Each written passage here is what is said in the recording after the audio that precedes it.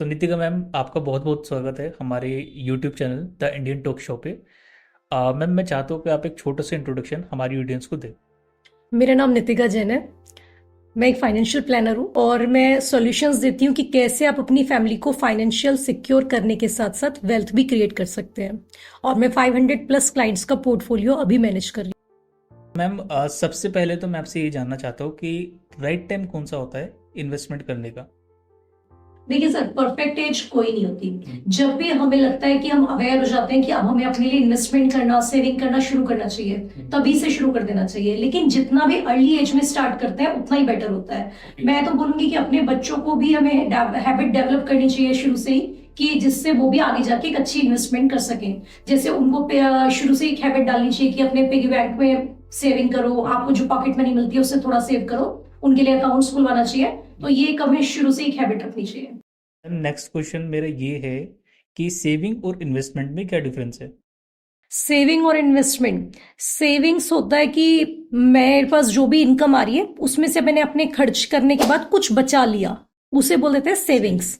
Investment होता है कि मैं पहले से प्लानिंग करके रखूं और मुझे मंथ ऑन मंथ उतनी इन्वेस्टमेंट करनी ही करनी है।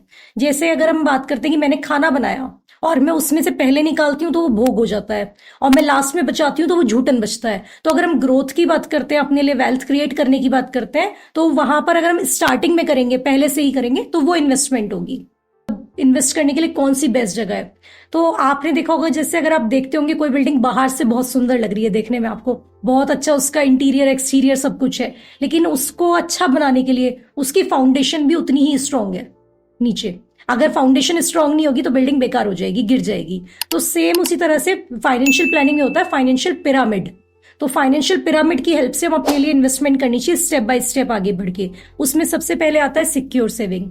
सिक्योर सेविंग में टर्म इंश्योरेंस है, मेडिकल इंश्योरेंस है। पहले अपनी फैमिली की फाइनेंशियल सिक्योरिटी कर लो, देन स्टेप बाय स्टेप आगे बढ़ो। उसके बाद म्यूचुअल फंड्स है, शेयर्स है, रियल एस्टेट है, बहुत सारे ऑप्शंस आ जाते हैं। मैम, ये चीज़ें ऐसी है जैसे मेडिकल इंश्योरेंस हो गया, लाइफ इंश्योरेंस हो गया, इन सभी चीज़ों को लेकर के ना लोग काफ़ी कम अवेयर है। तो आप हमारी ऑडियंस को बताइए कि ये कितनी ज़्यादा ज़रूरी होती है। मेडिकल इंश्योरेंस तो और टर्म इंश्योरेंस तो हर पर्सन के लिए बहुत ज़रूरी है, बल्कि ये तो एक मैंडेटरी हो जाना चाहिए। अभी कभी हमें नहीं पता कि कोई प्रॉब्लम आने वाली है, कब आएगी, लेकिन अचानक से जब भी आती है, अगर मेडिकल की बात करो तो अपने फैमिली में से जो भी एडमिट होता है, तो अगर हमने मेडिकल इंश्योरेंस नहीं ले रखा, उस कंडीशन में सारा हम अपनी जितनी भी सेविंग्स होती हैं वो वहां पर एक्सपेंस बिल पे करने में लगा देते हैं। यहीं पर अगर हमने मेडिकल इंश्योरेंस ले रखा है तो हम रिलैक्स होकर अच्छे से अच्छा ट्रीटमेंट ले पाते हैं। मैम, ये टर्म्स इंश्योरेंस क्या होता है, इसके बारे में थोड़ा बताइए। टर्म इंश्योरेंस मतलब मैं फैमिली का कोई भी अर्निंग मेंबर है, एक फैमिली अपने कोई 4 लोग हैं एक फैमिली में, और उसमें जो उनके दो बच्चे हैं और एक वाइफ है उनकी और हस्बैंड है। अभी वही एक सिंगल अर्निंग मेंबर है फैमिली में, और उनके साथ कोई मिसहैपनिंग हो जाती है, उस केस में फैमिली का सर्वाइवल कैसे होगा? तो यहां पर अगर आपने अपने लिए टर्म इंश्योरेंस ले रखा है तो फैमिली का सर्वाइवल इजी हो जाता है। और ये टर्म इंश्योरेंस लेने के लिए जितना कम एज पे लिया जाए, जैसे ही आपकी सैलरी स्टार्ट होती है, बिजनेस स्टार्ट करते हैं आप, उसी टाइम पर टर्म इंश्योरेंस ले लेना चाहिए, क्योंकि यहां पर उसका प्रीमियम लॉक हो जाता है। और इसका प्रीमियम फिर एक बार आप अपना जल्दी से जल्दी मतलब प्रीमियम पे कर सकते हैं और पूरा लाइफ टाइम का अपना कवर ले सकते हैं। मैम, अभी जो आपने बताया प्रीमियम लॉक हो जाता है, ये क्या है, एक बार थोड़ा सा आप इसके बारे में डिटेल में बताएंगे। प्रीमियम लॉक हो जाता है, सपोज जैसे मेडिकल इंश्योरेंस में आपने सुना होगा कि प्रीमियम हर 5 साल में रिवाइव होते रहते हैं, लेकिन टर्म इंश्योरेंस में क्या होता है कि आपने अगर 20 की एज पे, 25 की एज पे जब भी टर्म इंश्योरेंस ले लिया, जो भी प्रीमियम आपका आया है वही प्रीमियम आपको पे करना होगा नेक्स्ट 10 ईयर, 20 ईयर, जो भी आपने टर्म चूज किया है। तो जितना जल्दी एज पे लेते हैं उतना आपके ऊपर रिस्क कम होता है, तो प्रीमियम भी कम आता है। अभी टर्म इंश्योरेंस में भी बहुत सारे ऑप्शंस आ गए हैं, रिटर्न ऑफ प्रीमियम है।